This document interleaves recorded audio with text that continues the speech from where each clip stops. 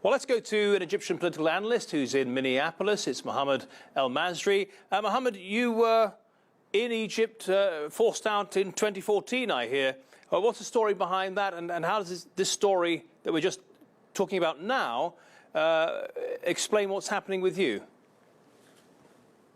Well, I was a professor at the American University in Cairo, and I had been very critical of the government and of the military coup d'etat that took place in 2013, and of the mass killings, mass arrests that were carried out in 2013.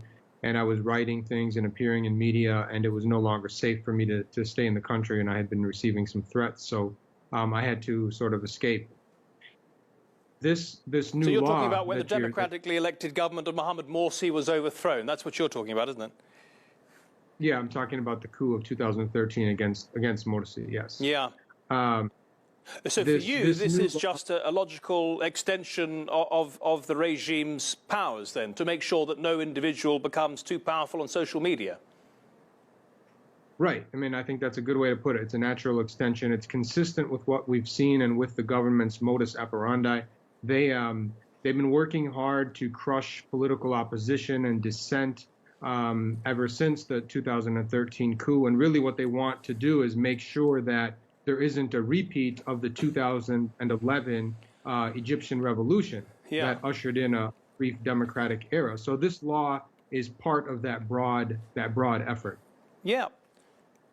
Mohamad, just to remind our viewers whose memories may be fading of 2011, when Hosni Mubarak was overthrown, Facebook and other social media institutions platforms were very, very important. They were.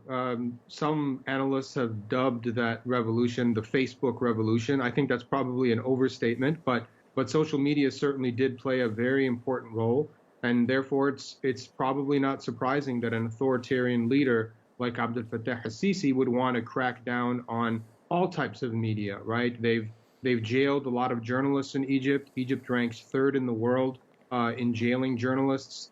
They are 161st out of 180 countries, according to Reporters Without Borders. They've blocked hundreds of news websites. There are laws on the books that from the regime's point of view.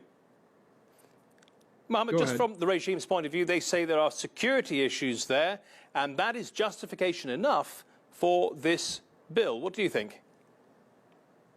Well, I mean, in my opinion, this regime doesn't have any credit, any more credit with which to make a claim like that. This is a government that has killed at least a couple of thousand people. They've jailed 60,000 political prisoners.